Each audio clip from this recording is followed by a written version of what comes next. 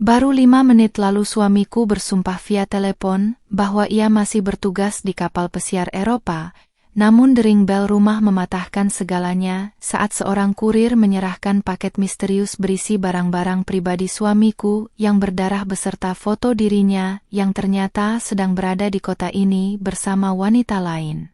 Penemuan itu melempar hidupku di usia 25 tahun ke dalam pusaran rahasia kelam dan pengkhianatan mematikan yang tak pernah kubayangkan. Asal mana nih yang nonton? Coba tulis di komentar ya. Jangan lupa subscribe Cerita Dulu. Suara deru angin malam yang berembus di luar jendela dapur menyatu dengan desis air mendidih di atas kompor, menciptakan irama sepi yang sudah menjadi temanku selama 2 tahun terakhir ini. Aku berdiri menyandarkan tubuh pada celah meja granit, memandangi layar ponsel yang terus bergetar hebat di atas taplak meja dengan nama suamiku terpampang jelas di sana.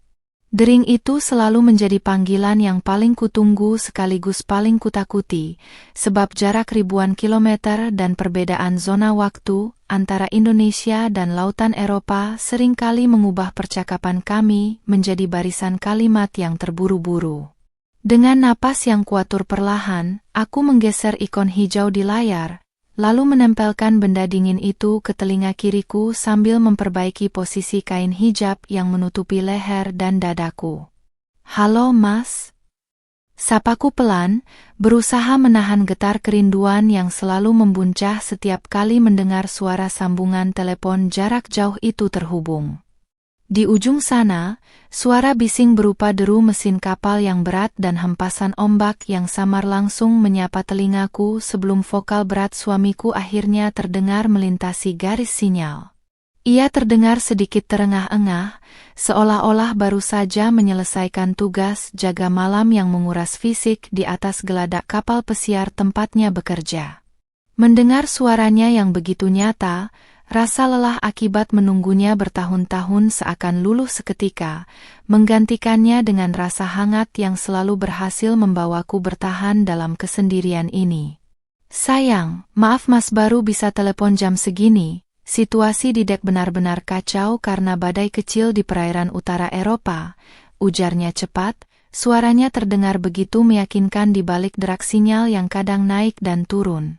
Aku mengangguk pelan meskipun ia tak bisa melihatku, menyerap setiap kata yang diucapkannya seperti seorang musafir yang dahaga akan kabar keselamatan belahan jiwanya. Ia kemudian menjelaskan bagaimana kapalnya harus tertahan di pelabuhan transit dan jadwal kepulangannya yang seharusnya bulan depan kemungkinan besar harus diundur lagi demi keselamatan pelayaran. Momen seperti ini selalu terasa berat.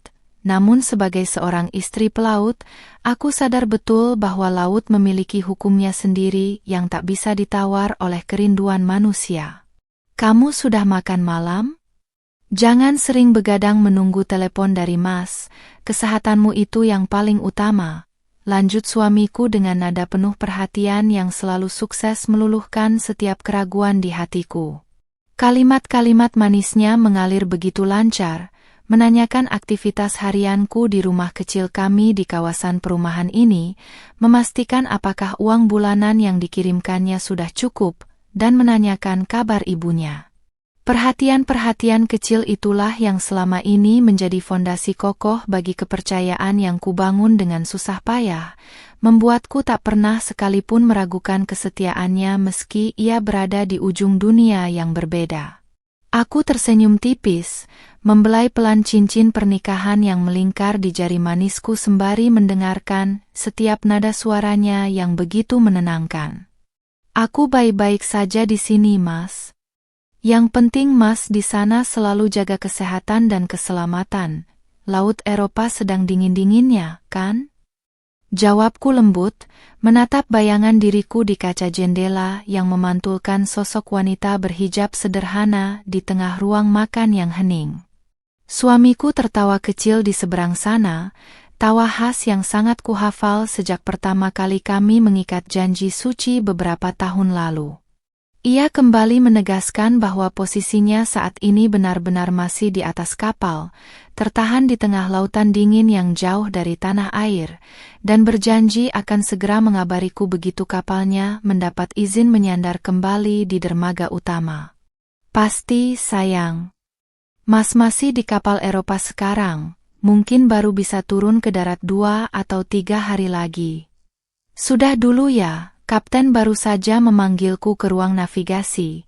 Pamitnya terburu-buru tanpa memberikan ruang bagiku untuk menanyakan hal lain.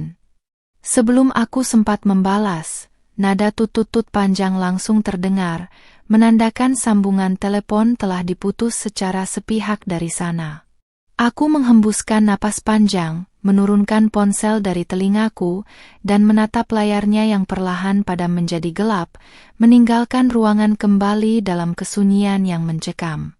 Tepat 5 menit setelah sambungan telepon itu terputus dan aku baru saja hendak mematikan kompor di dapur, suara bel pintu depan berdering nyaring memecah keheningan rumah. Bunyi yang mendadak itu membuat langkahku terhenti seketika, dahiku berkerut heran membayangkan siapa yang bertamu ke rumah kami di jam semalam ini. Di lingkungan perumahan tempat kami tinggal, jarang sekali ada tetangga atau tamu yang berkunjung tanpa memberi kabar terlebih dahulu, apalagi waktu sudah menunjukkan hampir pukul 9 malam. Dengan perasaan ganjil yang mendadak menyusup ke dalam dada, aku melangkahkan kaki menuju pintu depan untuk memeriksa siapa yang berada di luar. Begitu aku membuka pintu kayu tebal rumah kami, angin malam yang dingin langsung menyapa kulit wajahku, memperlihatkan sosok seorang pria berdiri di balik pagar teras. Pria itu mengenakan jaket seragam ekspedisi pengiriman barang bernuansa gelap dengan helm yang masih terpasang di kepalanya, memegang sebuah kotak kardus berukuran sedang di kedua tangannya. Lampu teras yang remang menyoroti wajah kurir itu yang tampak tegang dan agak pucat, matanya menatapku dengan sorot ragu yang sangat tidak biasa untuk seorang petugas pengirim paket. Kehadirannya di depan rumahku hanya selang beberapa menit dari telepon suamiku terasa seperti sebuah kebetulan yang sangat aneh. "Selamat malam, betul ini dengan rumah Bapak Randy?" Tanya kurir itu dengan suara agak tertahan, seolah-olah ia sedang menanggung beban yang sangat berat saat mengucapkan nama suamiku. Aku mengangguk pelan, mempererat pashmina yang melingkar di bahuku untuk menghalau dingin malam sambil mengamati kardus coklat yang terikat rapi dengan isolasi tebal di tangannya.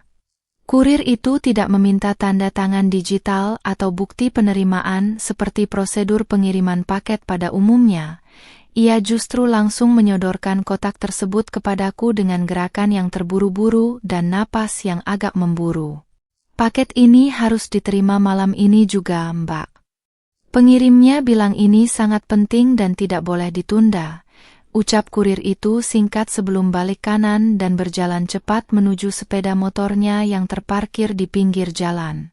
Sebelum aku sempat bertanya siapa pengirimnya, suara raungan mesin motor itu sudah membubung tinggi, meninggalkanku sendirian di ambang pintu bersama sebuah kotak kardus di pelukanku. Saat jemariku menyentuh permukaan kardus yang agak dingin itu, dadaku mendadak bergemuruh hebat dan darahku terasa membeku seketika. Dari celah lipatan kardus di bagian bawah, menyengat bau anyir yang sangat tajam, disertai bercak cairan pekat berwarna merah gelap yang perlahan merembes menembus serat kertasnya.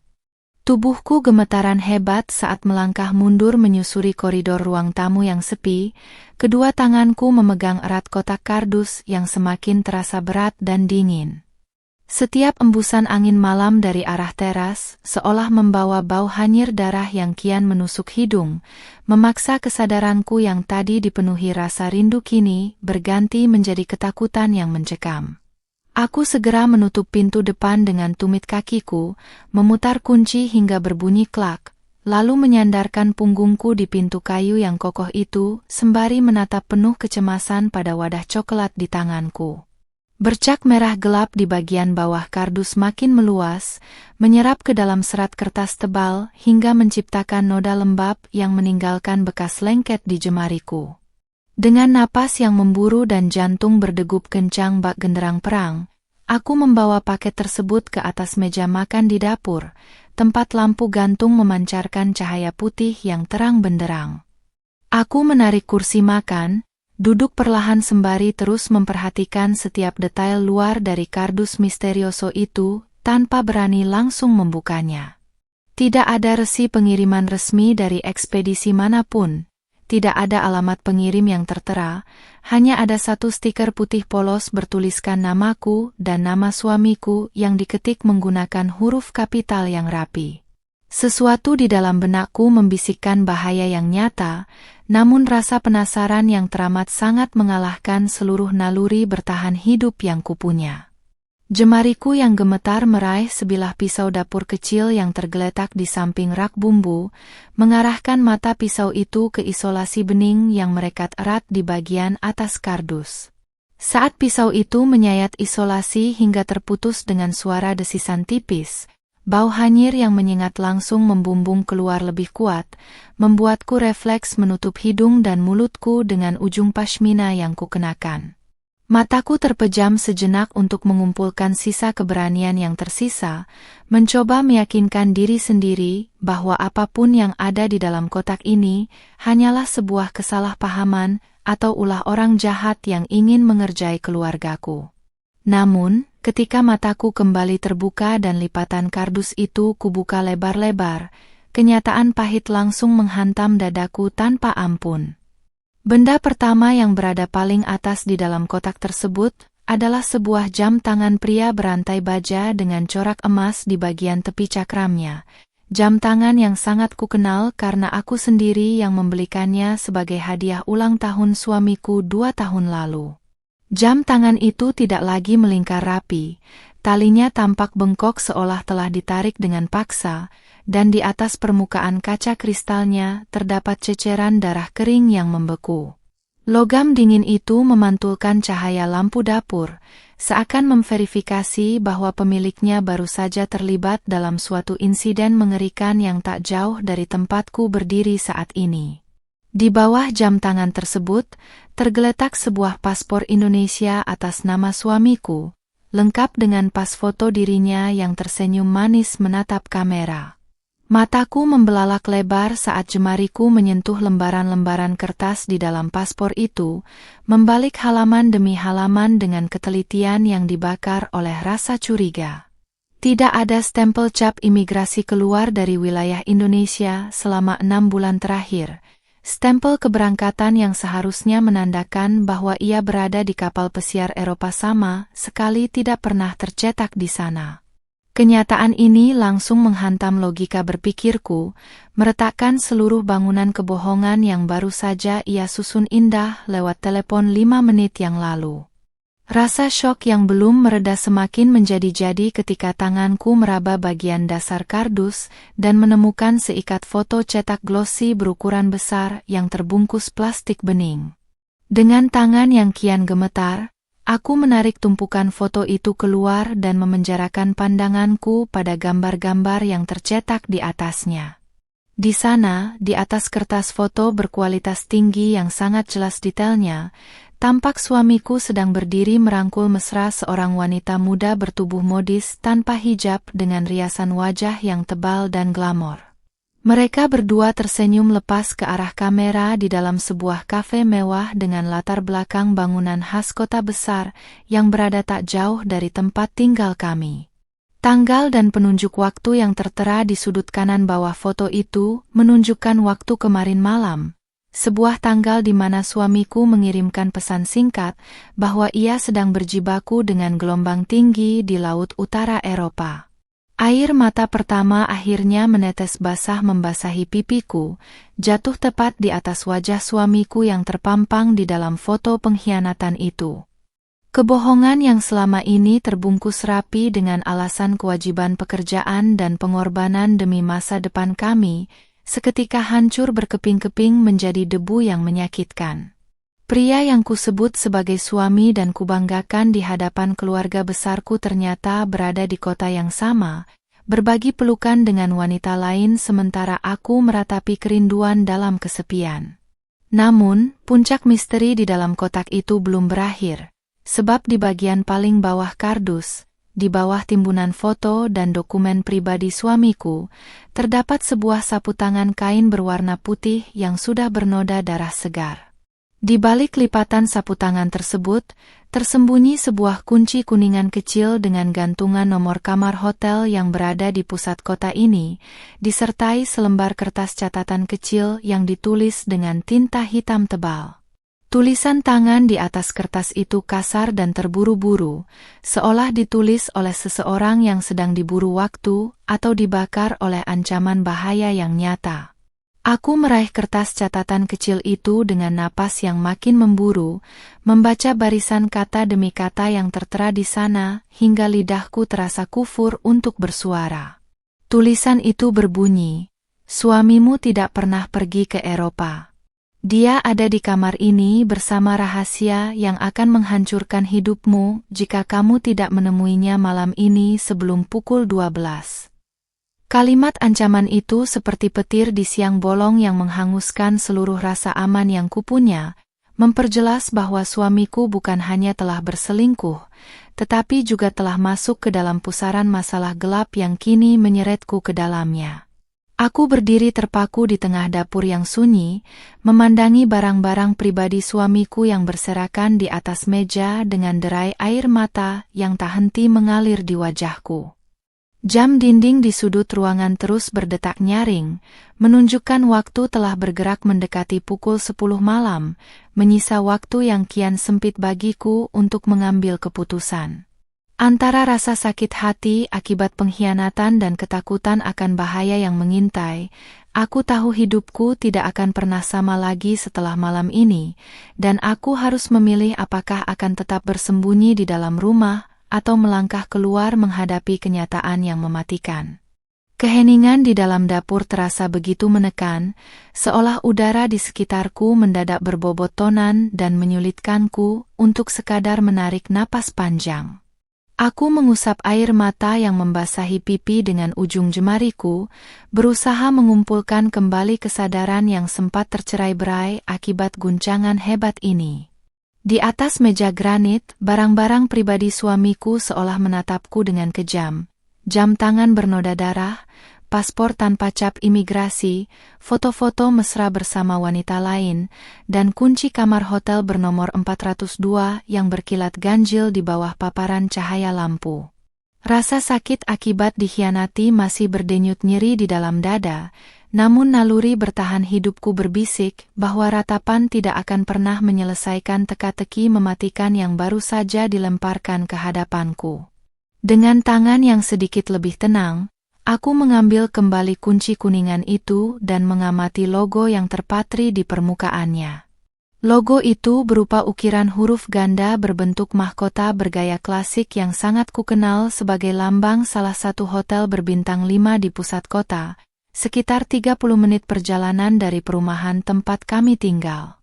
Suamiku seringkali beralasan harus menghadiri seminar pelayaran atau pelatihan keselamatan sebelum berangkat bertugas ke luar negeri, dan kini aku sadar tempat itulah yang selalu dijadikan alibi untuk menyembunyikan kehidupan ganda yang ia jalani. Mengingat bagaimana ia begitu lihai menyusun kebohongan selama bertahun-tahun membuat hatiku terasa dingin dan hampa. Aku berjalan perlahan menuju kamar tidur utama, melangkah melewati lorong rumah yang kini terasa asing dan penuh misteri. Di dalam kamar, aku membuka lemari pakaian suamiku, memandangi deretan kemeja dan seragam pelautnya yang tergantung rapi dengan wangi parfum khas yang selalu dihirupnya setiap kali hendak pergi. Jemariku meraba saku-saku jas dan celana yang ditinggalkannya di bagian belakang lemari, berharap menemukan petunjuk tambahan sebelum aku benar-benar mengambil keputusan nekat malam ini. Di dalam saku sebuah jaket kulit hitam yang jarang ia kenakan, ujung jariku menyentuh selembar kertas resi pembayaran toko perhiasan ternama dengan nominal angka yang membuat dadaku kembali berdegup kencang. Resi pembelian itu tertulis atas nama suamiku dengan tanggal transaksi 3 hari yang lalu, menunjukkan pembelian sebuah kalung berlian senilai puluhan juta rupiah. Kwitansi itu sama sekali bukan milikku. Aku tidak pernah menerima perhiasan apapun selama beberapa bulan terakhir, apalagi sebuah kalung bermewah-mewah seperti yang tertera di kertas tersebut. Penemuan ini semakin menegaskan bahwa wanita yang ada di dalam foto itu bukan sekadar persinggahan sesaat bagi suamiku, melainkan seseorang yang mendapatkan limpahan kemewahan dari uang yang selama ini kukira dikumpulkannya dengan bertaruh nyawa di tengah lautan Eropa. Rasa mual mendadak menjalar ke tenggorokanku ketika aku menyadarkan diri betapa bodohnya aku selama ini. Setiap kali suamiku beralasan sinyal di kapal buruk sehingga tidak bisa dihubungi selama berhari-hari, ia sebenarnya sedang menghabiskan malam-malam hangat di kamar hotel mewah bersama wanita itu. Aku merapikan kembali pakaian di lemari, lalu berjalan menuju cermin besar di sudut kamar, untuk memandangi pantulan diriku sendiri. Di dalam cermin, berdiri seorang wanita berhijab dengan wajah pucat, mata yang memerah akibat tangis, namun di balik kesedihan itu, timbul pancaran keberanian baru yang belum pernah kurasakan sebelumnya. Aku memutuskan untuk tidak menelpon suamiku kembali atau mencoba mengonfirmasinya lewat pesan singkat, sebab aku tahu pria manipulatif seperti dirinya hanya akan menyusun kebohongan baru yang lebih rapi untuk menyelamatkan mukanya. Aku harus menyaksikan sendiri kenyataan itu dengan mata kepalaku tanpa memberi kesempatan baginya untuk bersiap diri atau melarikan diri. Aku mengganti pakaianku dengan setelan tunik hitam yang nyaman, mengenakan celana panjang yang pas, serta melilitkan pashmina berwarna gelap yang menutup dada dengan rapi sebelum menyambar tas bahu dan mengantongi kunci hotel beserta kertas catatan bernoda darah tersebut. Sebelum melangkah keluar dari rumah, aku mengunci kembali seluruh barang bukti yang ada di dalam kotak kardus ke dalam laci mejaku yang terkunci rapat. Aku menyisakan satu foto pengkhianatan suamiku di dalam tas sebagai senjata utama jika aku harus berhadapan langsung dengannya di lokasi yang dituju. Jam di dinding menunjukkan pukul 10:30 malam, menyisakan waktu 1,5 jam sebelum batas waktu yang tertulis di dalam catatan misterius itu berakhir.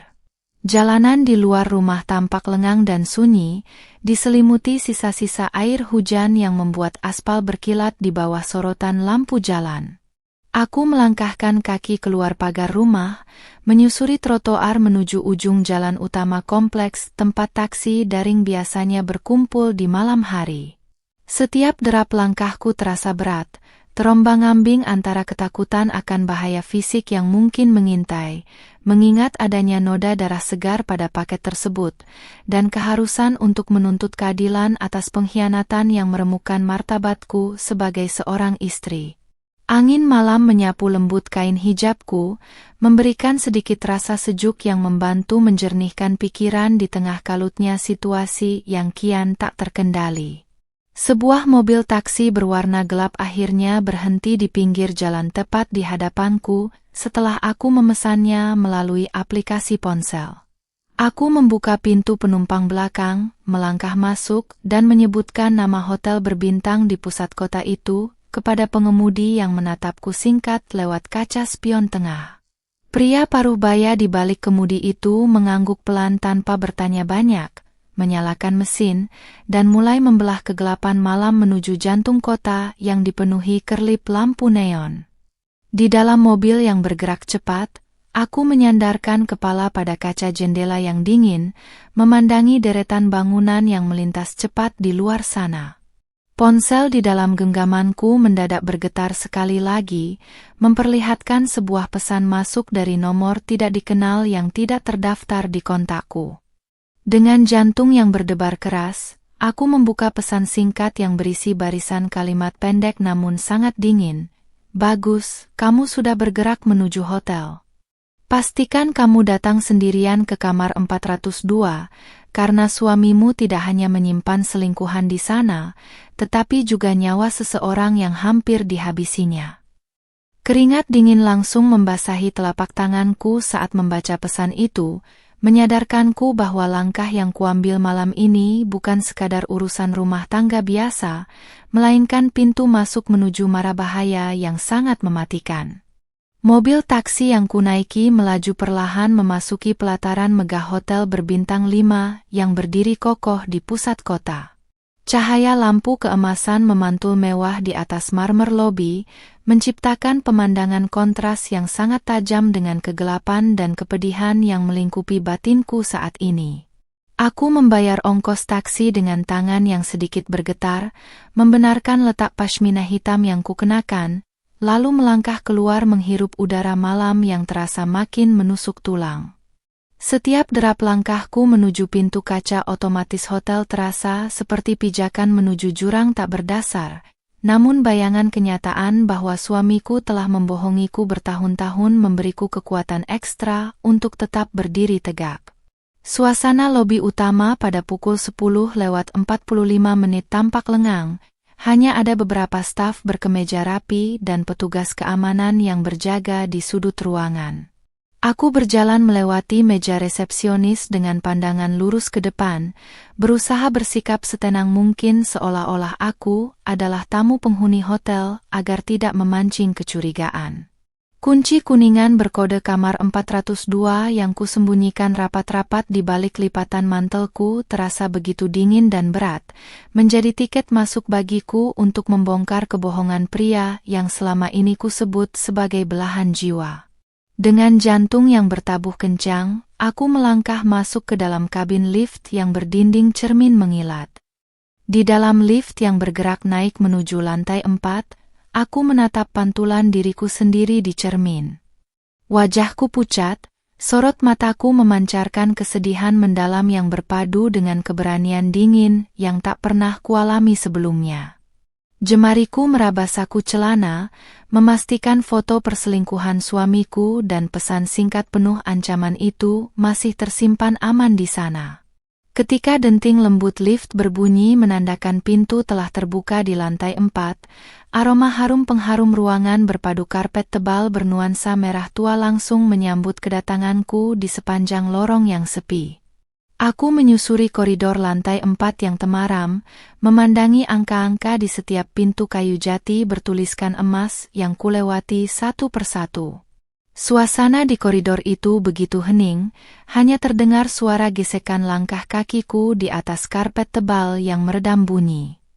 Langkahku terhenti tepat di depan sebuah pintu dengan plat kuningan bernomor 402. Aku menghentikan napas sejenak, memejamkan mata erat-erat demi mengumpulkan sisa tekad, sambil mendengarkan apakah ada suara percakapan atau tanda-tanda kehidupan dari dalam kamar tersebut. Namun yang terdengar hanyalah keheningan yang mencekam. Dengan tangan yang kian gemetar, aku mengeluarkan kunci kuningan dari dalam saku, memasukkannya ke dalam lubang kunci pintu kayu tebal itu, lalu memutarnya secara perlahan. Suara engsel yang terbuka berbunyi lirih di tengah keheningan lorong, membuat bulu kuduku berdiri seketika. Aku mendorong pintu itu sedikit demi sedikit hingga celahnya cukup besar untuk dimasuki tubuhku. Bau wangi parfum mahal bercampur bau tembakau dan jejak aroma kimia yang menyengat langsung menyergap indera penciumanku, menyadarkanku bahwa ada sesuatu yang sangat tidak beres sedang terjadi di dalam ruangan ini. Aku melangkah masuk ke dalam foyer kamar hotel yang remang-remang, membiarkan pintu terkatup pelan di belakangku tanpa bersuara. Ruang tamu kecil di dalam suite tersebut tampak berantakan. Sebuah gelas kaca pecah berantakan di atas karpet, dan beberapa pakaian wanita modis tergeletak begitu saja di atas sofa tanpa tertata. Di atas meja kopi, terpajang 2 cangkir kopi yang sudah dingin dan botol minuman keras yang setengah kosong. Semua bukti di depan mataku mengonfirmasi bahwa suamiku memang menghabiskan waktu di sini, memanjakan wanita lain dengan fasilitas mewah, saat aku meratapi kerinduan di rumah. Aku melangkah lebih dalam mendekati area kamar tidur utama yang pintunya sedikit terbuka, membiarkan cahaya redup dari lampu tidur memancar keluar. Tepat ketika aku hendak mendorong pintu kamar tidur tersebut, mataku menangkap bercak cairan pekat berwarna merah gelap yang tercecer di atas sprei putih yang tersingkap ke lantai. Dadaku mendadak sesak dan napasku tertahan di tenggorokan. Noda darah itu persis sama dengan noda hanyir yang kubaca dan kurasakan pada paket misterius yang dikirimkan ke rumahku sejam yang lalu. Mas Randy? Bisikku sangat pelan. Suaraku hampir tenggelam oleh degup jantungku sendiri yang bergemuruh liar. Tidak ada jawaban sama sekali dari dalam kamar tidur. Aku memberanikan diri mendorong pintu kamar lebar-lebar dan pemandangan di dalam ruangan itu seketika membuat seluruh badanku membeku layaknya patung es.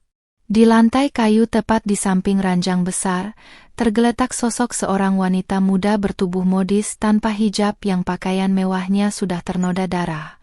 Wanita yang persis sama dengan yang ada di dalam foto perselingkuhan suamiku. Wanita itu terbaring tak berdaya dengan wajah pucat dan napas yang sangat lemah.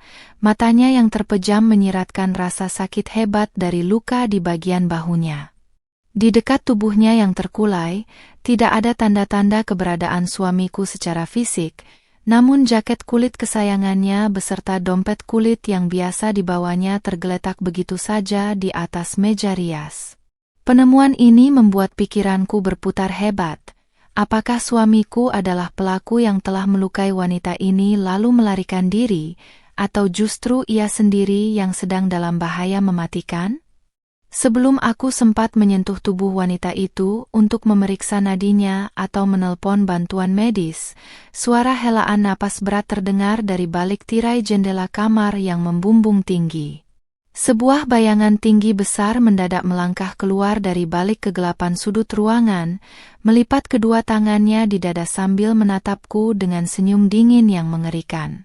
Pria asing bermata tajam itu memegang ponsel yang layarnya masih menyala, menampilkan nomor yang baru saja mengirimkan pesan singkat kepadaku, dan berbisik dengan vokal yang dalam, "Selamat datang di permainan suamimu, Mbak. Sekarang, kamu harus memilih, menyelamatkan selingkuhan suamimu, atau menyembunyikan kejahatan yang baru saja dilakukan pria yang kamu cintai itu." Kata-kata pria asing itu menggantung di udara seperti racun yang meresap pelan ke dalam rongga dada, membekukan seluruh saraf di tubuhku. Mataku tertuju pada wanita muda yang terkapar lemah di atas karpet berdarah, lalu beralih pada sosok pria tinggi besar yang berdiri tenang dengan senyum dingin menyeringai di sudut bibirnya. Di dalam ruang kamar hotel bernuansa kemewahan yang kini berbau hanyir, kepalaku dipaksa memproses kenyataan gila yang datang bertubi-tubi. Suamiku tidak hanya membohongiku tentang penugasannya di lautan Eropa dan memelihara wanita lain, tetapi ia juga baru saja meninggalkan jejak kejahatan berdarah yang kini dilimpahkan sepenuhnya ke atas pundakku. Siapa kamu dan apa yang sebenarnya dilakukan suamiku? Tanyaku dengan vokal bergetar namun berusaha kuberikan penekanan sekuat tenaga. Pria asing itu melangkah pelan mendekat, merogoh saku jas mewahnya lalu mengeluarkan sebuah kantong plastik klip bening berisi kilatan perhiasan bermata berlian, kalung yang nota pembeliannya kubaca di rumah beberapa saat lalu. Ia menatapku dari atas ke bawah dengan pandangan menilai, seolah mengagumi ketenanganku yang bertahan di tengah situasi kacau yang dirancangnya sendiri dengan sangat rapi. Suamimu bukan cuma pembohong yang ulung, Mbak, tapi dia juga penipu kelas kakap yang nekat melarikan uang investasi milik kelompok kami, jawab pria itu dengan nada santai yang terasa sangat intimidatif. Ia kemudian menjelaskan dengan detail yang dingin bagaimana suamiku memanfaatkan uang hasil penipuan itu untuk membelikan barang-barang mewah dan menyewa kamar suite ini demi memanjakan wanita yang kini terbaring tak berdaya di lantai. Pertikaian hebat terjadi malam ini ketika suamiku panik karena jejaknya mulai terendus, hingga berakhir dengan aksi penganiayaan sebelum pria yang kucintai itu melarikan diri membawa sisa uang tunai dan meninggalkan selingkuhannya dalam keadaan sekarat. Paket yang dikirim ke rumahmu malam ini, itu ulahmu? Bisikku, mengaitkan setiap benang merah dari teror yang kualami sejak telepon suamiku terputus. Pria itu tertawa pelan, tawa kering tanpa humor yang membuat bulu kuduku berdiri seketika. Ia mengangguk pelan, membenarkan bahwa dialah yang menyuruh kurir mengantarkan barang-barang pribadi suamiku yang tertinggal, beserta noda darah wanita ini, sebagai umpan agar aku keluar dari rumah dan menyaksikan sendiri siapa sosok asli pria yang mendampingi hidupku selama 2 tahun terakhir. Aku butuh suamimu kembali, dan satu-satunya cara membuat ratu kecoa itu keluar dari persembunyiannya adalah dengan menyandera hal yang paling berharga baginya, atau dalam hal ini, istri sah yang masih lugu. Lanjut pria itu seraya memajukan langkahnya hingga jarak kami hanya tersisa 2 meter. Wanita di lantai mendadak mengerang pelan. Kesadarannya yang perlahan kembali memperlihatkan rasa sakit yang luar biasa dari luka di bahunya. Matanya yang terbelalak menatapku dengan tatapan memohon bantuan yang sangat menyedihkan. Rasa benci dan kasihan berkecamuk hebat di dalam hatiku saat memandangi wajah wanita yang telah merusak kebahagiaan rumah tanggaku itu. Wanita inilah yang menikmati setiap senyuman dan kemewahan hasil keringat dan kebohongan suamiku, namun saat ini dialah korban dari kebiasaan buruk pria yang sama. Naluri kemanusiaanku sebagai seorang muslimah yang diajarkan untuk menyayangi sesama nyawa berbenturan keras dengan rasa sakit hati atas pengkhianatan yang meremukkan harga diriku hingga ke titik terendah. Kalau kamu membiarkannya mati di sini, kamu bukan cuma berurusan denganku, tapi kamu resmi jadi pembunuh. Tegasku, memberanikan diri menatap lurus mata pria asing tersebut tanpa rasa gentar. Aku menarik ponsel dari balik saku tunik yang kukenakan, mengarahkan layarnya ke arah pria itu sambil menunjukkan bahwa jariku sudah bersiap menekan tombol darurat. Keberanian nekat ini timbul bukan karena aku masih mencintai suamiku, melainkan karena aku menolak menjadi bagian dari kejahatan busuk yang diciptakan oleh mereka berdua. Pria asing itu menyipitkan matanya, kilatan amarah terpancar sejenak dari wajahnya, sebelum akhirnya ia mengembuskan napas panjang dan menyunggingkan senyum sinis. Kamu punya nyali yang luar biasa untuk seorang istri yang baru saja dikhianati, ujarnya seraya menurunkan tangannya dan melangkah mundur ke arah jendela kamar yang terbuka sedikit. Ia menyadari bahwa membuat keributan di hotel berbintang 5 ini akan mendatangkan polisi dalam hitungan menit, sesuatu yang jelas ingin dihindarinya mengingat bisnis gelap yang dijalankannya. Tolong dia kalau kamu mau, tapi ingat satu hal, bisik pria itu tepat sebelum tubuhnya menghilang di balik pintu darurat yang berada di koridor samping kamar suite. Suamimu tidak akan pernah bisa lari jauh. Dia sudah mengorbankan kamu dan wanita itu demi menyelamatkan kulitnya sendiri, dan saat kami menemukannya, kamu akan tahu betapa murahnya harga dirimu di matanya. Pintu besi terhempas pelan, meninggalkanku sendirian di dalam kamar berdarah itu bersama wanita selingkuhan suamiku yang makin terkulai lemah. Tanpa membuang waktu sedetik pun, aku berlutut di samping wanita itu, menekan luka di bahunya dengan kain handuk bersih yang kuambil dari meja samping ranjang untuk menahan pendarahan. Jemariku yang bergetar hebat memutar nomor darurat ambulans, menyuarakan permintaan bantuan dengan nada tegas di tengah derai air mata yang tak bisa kubendung lagi. Saat sirine ambulans mulai terdengar samar-samar menyapa malam dari kejauhan, aku menatap wajah wanita di pangkuanku dan menyadari satu hal dengan sangat pasti. Masa laluku bersama suamiku telah mati malam ini, dan perang hukum serta pembalasan dendamku yang sebenarnya baru saja dimulai. Suara raungan sirine ambulans yang makin mendekat memecah keheningan malam di luar jendela lantai 4, memancarkan kilatan cahaya merah dan biru yang memantul liar di dinding kamar hotel. Aku terus menekan handuk putih yang kini telah pekat berubah warna menjadi merah di bagian bahu wanita itu, merasakan napasnya yang semakin pendek dan patah-patah di atas pangkuanku. Di tengah rasa perih luar biasa akibat fakta pengkhianatan yang baru saja terungkap, Ada dorongan dingin yang memaksaku untuk tetap bertahan dan tidak pingsan di tempat kejadian. Rumah tangga yang kubangun dengan penuh doa dan kesabaran selama 2 tahun ini telah hancur berkeping-keping, namun aku menolak untuk ikut hancur bersama kebohongan suamiku. Pintu kamar suite terhempas lebar dan beberapa petugas medis berseragam lengkap berhamburan masuk membawa tandu lipat, disusul oleh 2 orang petugas keamanan hotel yang tampak tegang dan panik. Mereka bergerak cepat mengambil alih penanganan wanita muda tersebut, memasangkan masker oksigen, dan memindahkan tubuhnya yang terkulai lemah ke atas stretcher dengan cekatan. Salah seorang petugas keamanan menatapku yang terduduk di lantai dengan pakaian yang terkena beberapa noda darah, sorot matanya penuh dengan kecurigaan dan pertanyaan yang belum terucap. Aku menyapu wajahku yang basah oleh keringat dingin, lalu berdiri perlahan sembari membenarkan letak hijabku yang agak kusut. Mbak ikut kami ke rumah sakit atau menunggu kepolisian datang ke sini untuk memberikan keterangan? Tanya petugas keamanan itu dengan vokal yang tegas namun hati-hati. Aku menatap ruangan yang kini tampak berantakan, memandangi jaket kulit dan dompet suamiku yang masih tergeletak di atas meja rias sebagai bukti tak tertangkal bahwa ia pernah berada di sini sebelum tragedi terjadi. Dengan napas yang kuatur sesenang mungkin, aku mengambil dompet dan barang-barang milik suamiku tersebut, memasukkannya ke dalam kantong plastik bening yang disediakan petugas untuk mengamankan barang bukti. Saya akan ikut ke rumah sakit bersama ambulans, jawabku singkat tanpa keraguan sedikit pun di dalam vokal suaraku. Aku tahu bahwa wanita yang berada di atas tandu itu adalah satu-satunya saksi kunci yang mengetahui persis kemana suamiku melarikan diri setelah peristiwa penganiayaan dan penipuan ini terjadi.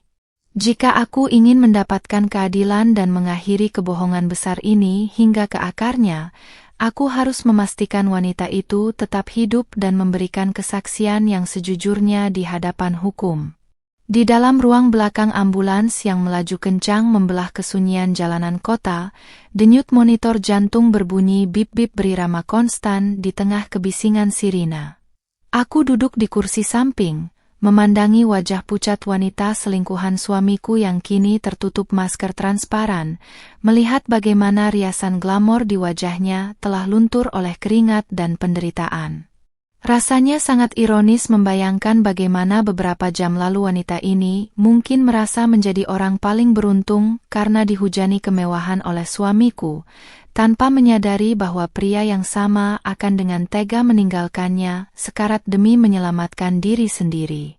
Lampu darurat ruang gawat darurat rumah sakit menyambut kedatangan kami dengan kesibukan yang intensif saat roda tandu didorong cepat menyusuri koridor steril. Aku diminta menunggu di luar garis batas pemeriksaan medis, berdiri menyandarkan punggungku pada dinding cat putih yang dingin sembari memandangi jemariku yang masih menyisakan noda lengket.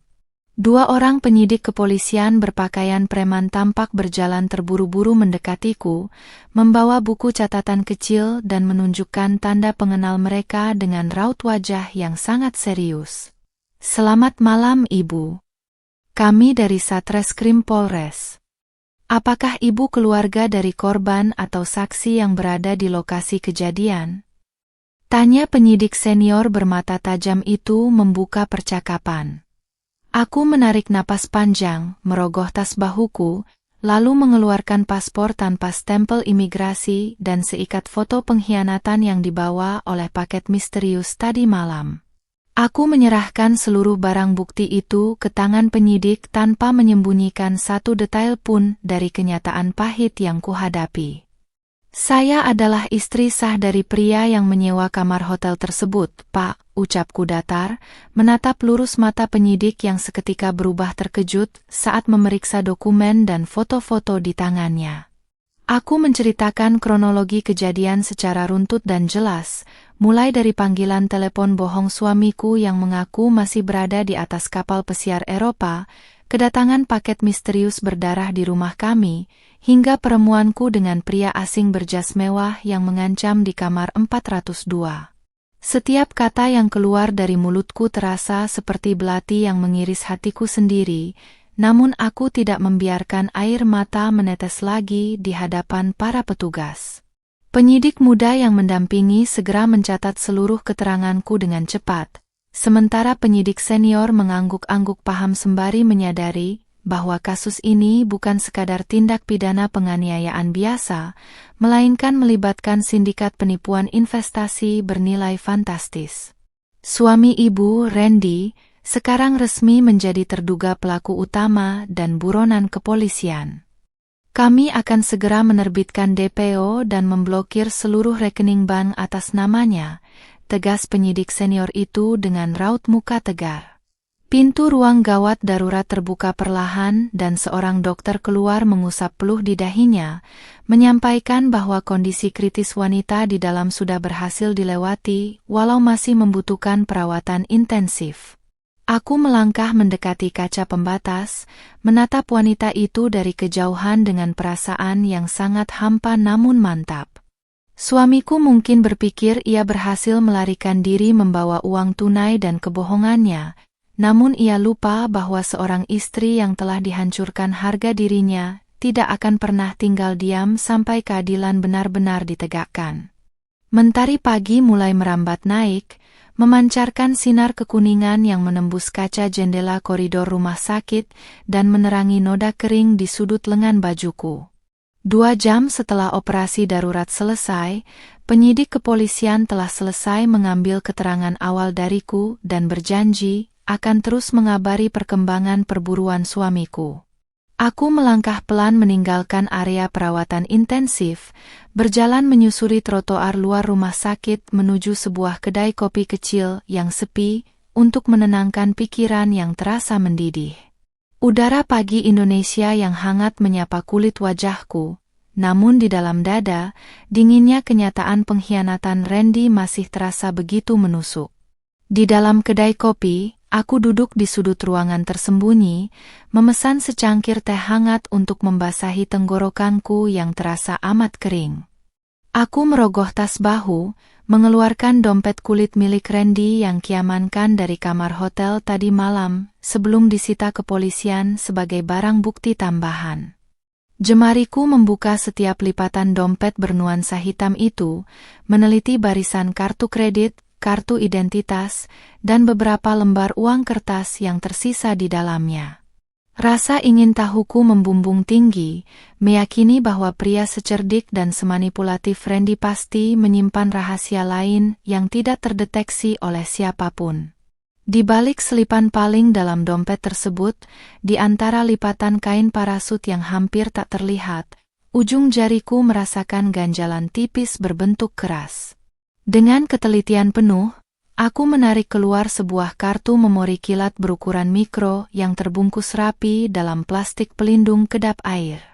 Benda sekecil kuku itu bersinar ganjil di bawah paparan lampu kedai kopi, memancing naluriku bahwa inilah senjata atau dokumen rahasia yang mungkin sedang dicari oleh pria asing berjas mewah di kamar hotel semalam. Randy tidak hanya melarikan uang investasi, tetapi juga membawa kabur data krusial yang bisa menjebloskan seluruh kelompoknya ke dalam penjara. Tanpa membuang waktu, aku segera meninggalkan kedai kopi dan menyewa kendaraan untuk pulang ke rumah kami di kompleks perumahan. Suasana rumah saat pagi hari tampak begitu lengang, seolah tidak pernah terjadi tragedi besar yang meretakkan fondasi pernikahan kami beberapa jam lalu. Aku masuk ke dalam kamar kerja, menyalakan komputer jinjing, dan memasukkan kartu memori mikro tersebut ke dalam pembaca kartu yang terhubung ke perangkatku. Layar monitor berkedip sebentar sebelum akhirnya menampilkan barisan folder terenkripsi yang dilindungi oleh kata sandi rumit. Jemariku menari di atas papan ketik, mencoba memasukkan tanggal pernikahan kami, tanggal lahirku, hingga kombinasi angka yang biasa digunakan Randy untuk akun perbankannya, namun semuanya gagal. Rasa frustrasi mulai merayapi benakku saat percobaan kelima kembali menampilkan peringatan merah di layar monitor. Aku memejamkan mata sejenak, menghela napas panjang sembari mengingat-ingat setiap detail kebiasaan dan kebohongan yang sering ia lontarkan. Sebuah ingatan mendadak terlintas, tanggal saat ia pertama kali beralasan berangkat ke kapal pesiar Eropa, tanggal yang menjadi awal dari seluruh sandiwara besar dalam hidupku. Aku mengetikkan 8 digit angka tanggal tersebut dengan hati berdebar kencang, dan dalam hitungan detik, tombol hijau menyala menandakan akses berhasil dibuka. Ratusan berkas digital langsung terpampang jelas di layar, berisi rekaman alur transaksi keuangan gelap, daftar nama investor bodong yang menjadi korban, serta dokumen pencucian uang yang melibatkan beberapa pejabat lokal. Lebih mengejutkan lagi, terdapat satu folder khusus berisi rekam jejak aset rahasia atas nama wanita selingkuhannya dan beberapa rekening penampungan atas nama pribadi Randy yang nilainya mencapai miliaran rupiah. Bukti-bukti di hadapanku ini adalah amunisi yang sangat mematikan. Sebuah kunci yang bukan hanya bisa menghancurkan karir dan kebebasan Randy selamanya, tetapi juga bisa melindungiku dari ancaman kelompok gelap yang mengejarnya. Di saat yang sama, dering ponselku bergetar nyaring di atas meja, menampilkan panggilan masuk dari nomor asing yang membuat dadaku kembali bergemuruh. Aku menggeser layar telepon, menempelkan ponsel ke telinga tanpa bersuara, menanti siapa yang berada di ujung sambungan sana. Aku tahu kamu membawa dompetku dan menemukan kartu memori itu, Maya. Suara berat Randy terdengar melintasi garis sinyal, vokal khasnya kini dipenuhi nada panik, terengah-engah, dan kehilangan ketenangan manipulatif yang biasa ia pamerkan.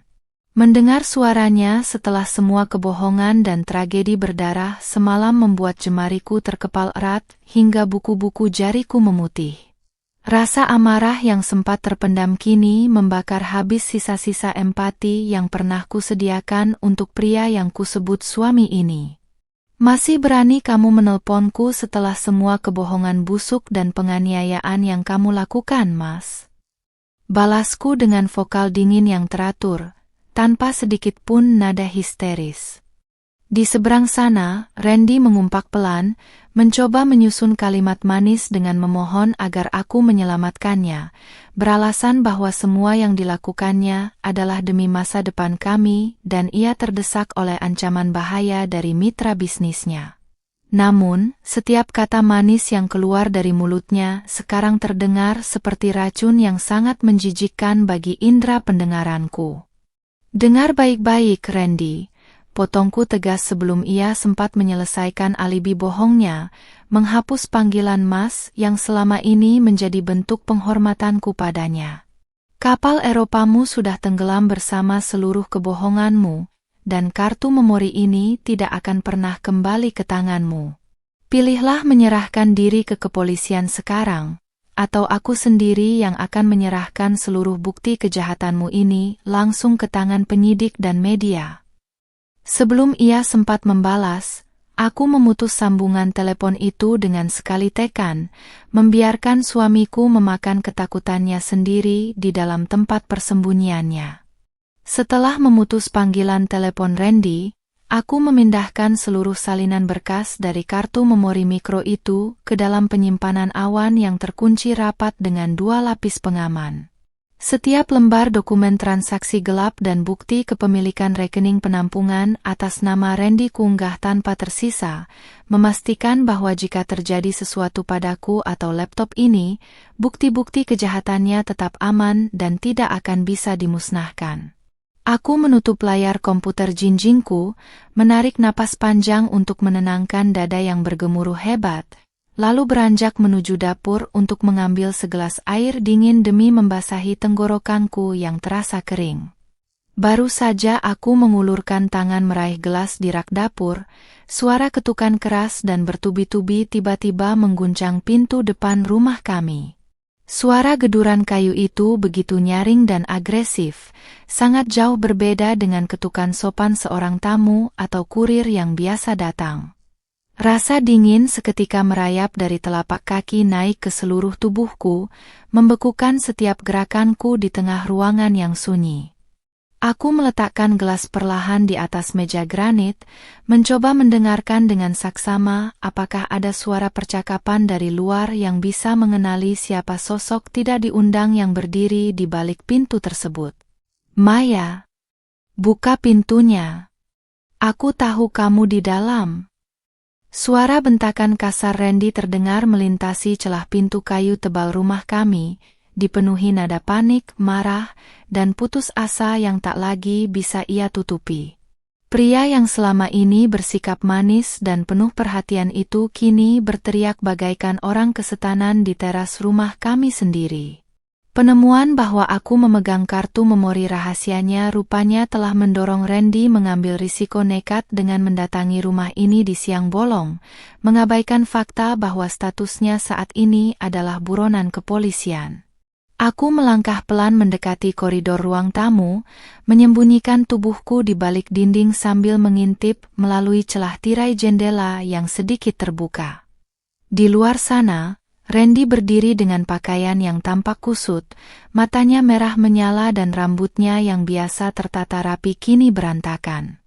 Ia terus memukul pintu kayu rumah dengan kepalan tangannya, sesekali menengok ke kanan dan ke kiri jalanan kompleks, takut jika ada tetangga atau mobil patroli polisi yang melintas. Melihat sosoknya yang begitu liar dan berdarah dingin membuat rasa takut di dalam diriku perlahan menguap, berganti menjadi kebencian yang makin membatu. Serahkan kartu memori itu, Maya. Kamu tidak tahu berurusan dengan siapa. Mereka akan membunuhku dan membunuhmu juga kalau barang itu tidak dikembalikan. Teriak Randy lagi, suaranya makin serak dan syarat akan ancaman yang terdesak. Aku merogoh saku tunikku, menggenggam ponsel pintar dengan erat, lalu menggeser layar untuk langsung menghubungkan panggilan darurat ke penyidik senior Polres yang menangani kasus ini sejak tadi malam. Dengan vokal yang stabil dan berbisik pelan, aku memberitahukan bahwa terduga pelaku penganiayaan dan penipuan telah berada di depan rumahku dan mencoba mendobrak masuk. Bertahanlah di dalam rumah, Bu Maya. Kunci semua pintu dan jendela, tim Resmob terdekat sedang meluncur ke lokasi Anda sekarang juga. Instruksi tegas dari penyidik kepolisian di ujung telepon memberiku sedikit rasa lega. Namun, belum sempat aku menjawab panggilan itu, suara dentuman keras kembali terdengar dari arah pintu belakang dapur. Randy rupanya telah berpindah posisi, menyadari bahwa pintu depan terlalu kokoh untuk didobrak secara manual. Ia memecahkan kaca jendela kecil di pintu dapur, mengulurkan tangannya untuk memutar kunci dari dalam dengan beringas. Aku bergerak cepat berlari menuju kamar tidur utama, memutar kunci pintu kamar rapat-rapat dan menggeser meja kayu tebal untuk mengganjal gagang pintu dari dalam.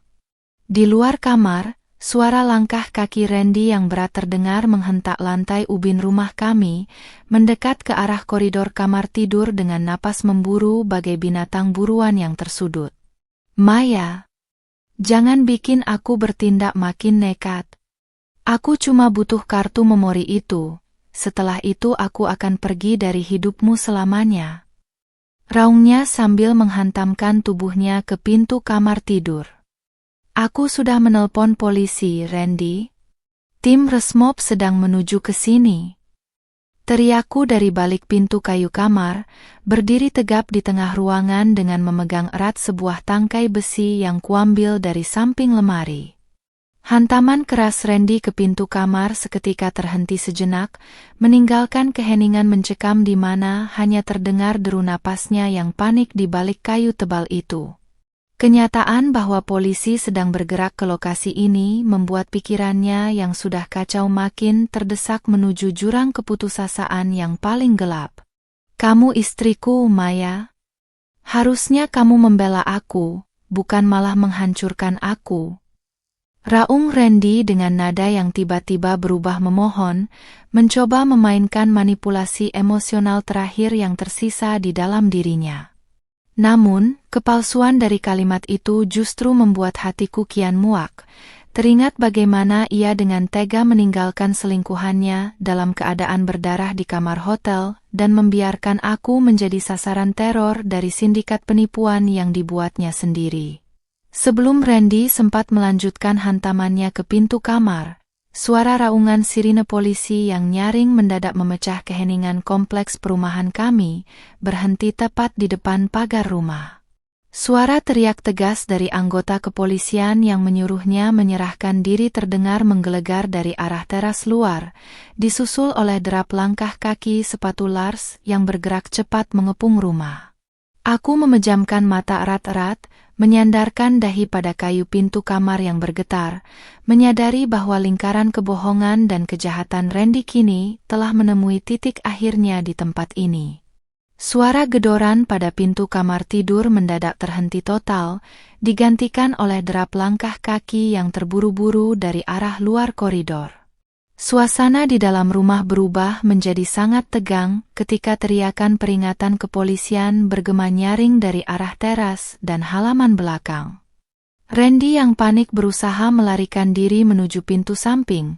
Namun suara benturan keras dan guncangan fisik yang hebat terdengar jelas di balik dinding kamar, menandakan tim resmob kepolisian telah berhasil menerobos masuk dan menghentikan pergerakannya secara paksa. "Jangan bergerak! Polisi! Tengkurap!" teriak petugas penyidik dengan suara menggelegar yang memecah ketegangan di dalam rumah. Suara helaan napas berat, erangan kesakitan Randy yang terkunci di lantai, serta bunyi gemerincing borgol besi yang dikatupkan rapat-rapat menandai berakhirnya masa pelarian pria yang selama ini hidup dalam bayang-bayang kebohongan besar. Aku berdiri terpaku di balik pintu kamar, tangkai besi di genggamanku perlahan terlepas dan jatuh ke atas karpet saat ketakutan yang menegang sejak semalam mulai terangkat dari dadaku. Dengan tangan yang masih sedikit bergetar, aku menggeser meja kayu pengganjal, memutar kunci, dan membuka pintu kamar tidur perlahan-lahan. Di lorong ruang tamu, 3 orang anggota kepolisian berseragam dan berpakaian preman berdiri mengamankan area, sementara Randy terduduk di lantai dengan kedua tangan terborgol di belakang punggung. Wajah pria itu yang dulu selalu tampak rapi dan berwibawa kini terlihat sangat berantakan, pucat, dan matanya menatapku dengan campuran antara rasa marah, malu, serta keputusasaan yang mendalam. "Bu Maya, Anda tidak apa-apa?" "Area rumah sudah aman," ujar penyidik senior yang menemuiku di rumah sakit tadi pagi, melangkah mendekat untuk memastikan kondisiku. Aku mengangguk pelan, membenarkan posisi hijabku yang sedikit berantakan, lalu menatap lurus ke arah Randy yang enggan menatap mataku. Pria yang kusebut suami dan kubanggakan di hadapan keluarga besarku kini tak lebih dari seorang penjahat yang tertangkap basah di rumahnya sendiri akibat ketakusahawanannya mengendalikan rasa serakah. "Kenapa kamu tega melakukan semua ini, Maya?" "Aku melakukan ini untuk kita," bisik Randy lirih saat 2 orang petugas mengangkat tubuhnya berdiri untuk digiring keluar rumah. Suaranya terdengar begitu serak dan rapuh, mencoba membalikkan rasa salah ke atasku untuk yang terakhir kalinya. Namun, kali ini, pandangan mataku tidak lagi memancarkan kelemahan atau kepatuhan seorang istri yang bisa dimanipulasi dengan kata-kata manis yang kosong. "Jangan pernah bawa nama kita untuk kejahatan dan pengkhianatan yang kamu nikmati sendiri, Randy," balasku dingin dan tenang, tanpa ada sedikit pun intonasi histeris dalam vokal suaraku. "Kamu tidak pernah memikirkan rumah tangga ini saat kamu berbohong berada di kapal pesiar Eropa, saat kamu membelikan barang mewah untuk wanita lain, atau saat kamu meninggalkan wanita itu berdarah di kamar hotel. Kamu hanya mencintai dirimu sendiri." Randy bungkam seketika, bibirnya terkatup rapat tanpa mampu membalas sepatah kata pun, saat petugas mulai membawanya melangkah keluar pintu depan. Aku menyusul melangkah ke teras rumah, menyaksikan tetangga sekitar yang mulai keluar rumah dengan raut wajah terkejut melihat Randy dimasukkan ke dalam mobil patroli kepolisian yang lampu rotatornya menyala merah biru. Pemandangan itu mengakhiri seluruh sandiwara yang telah kubangun dengan rasa sabar selama 2 tahun terakhir.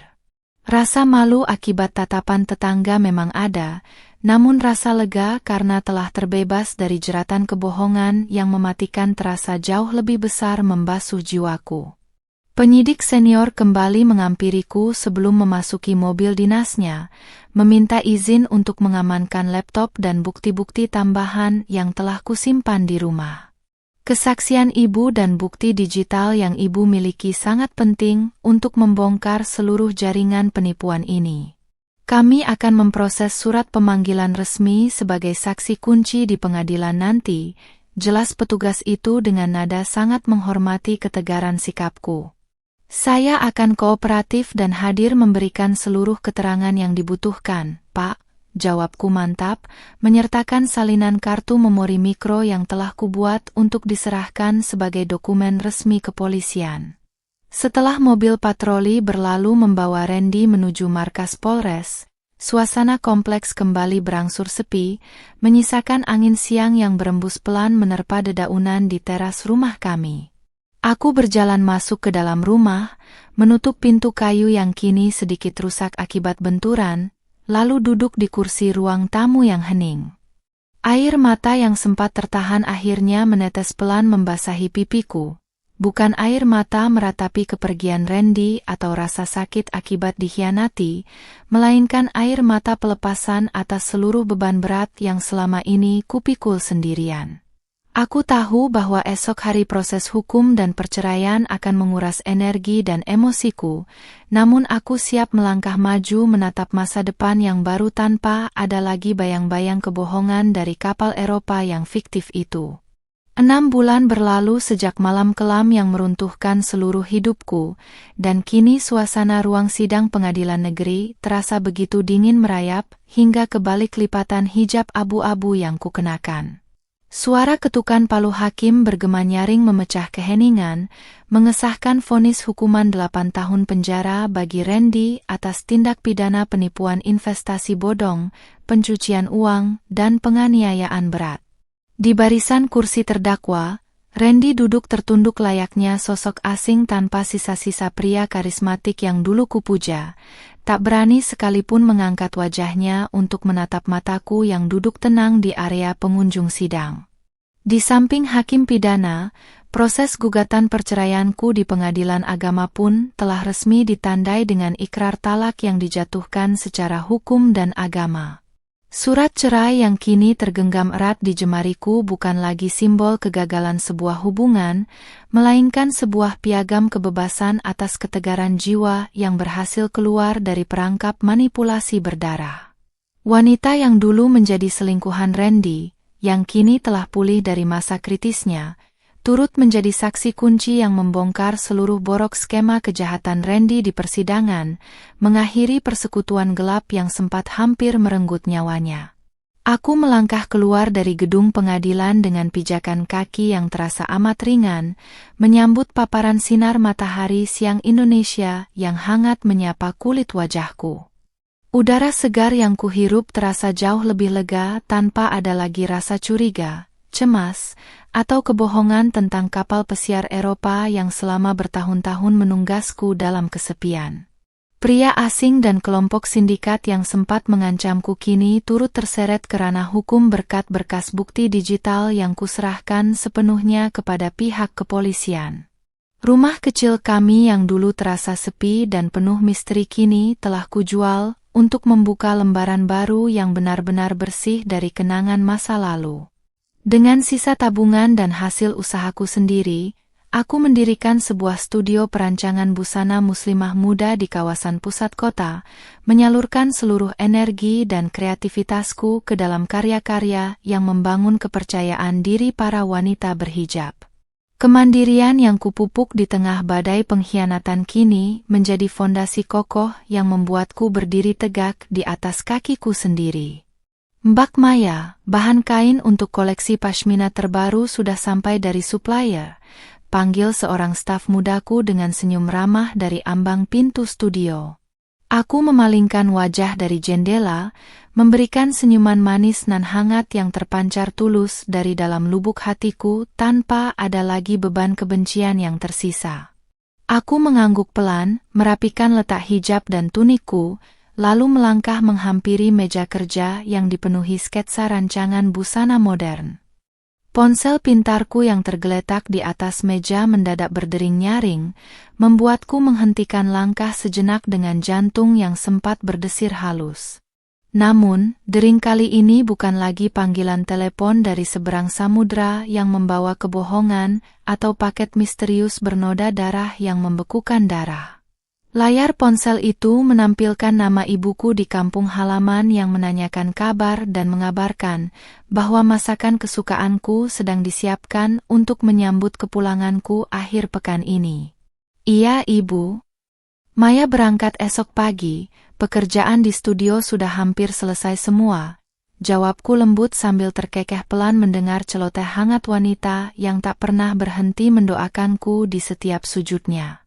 Percakapan sederhana dan penuh kasih sayang itu terasa begitu menyejukkan, mengobati setiap sisa luka yang pernah menggores jiwaku di usia yang baru menginjak seperempat abad ini.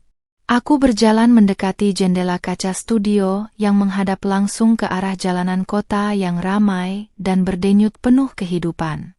Di usia 25 tahun, aku memang pernah mengecap pahitnya pengkhianatan terencana yang meremukkan harga diri, namun pengalaman itu tidak mematikan binar kehidupan di dalam diriku.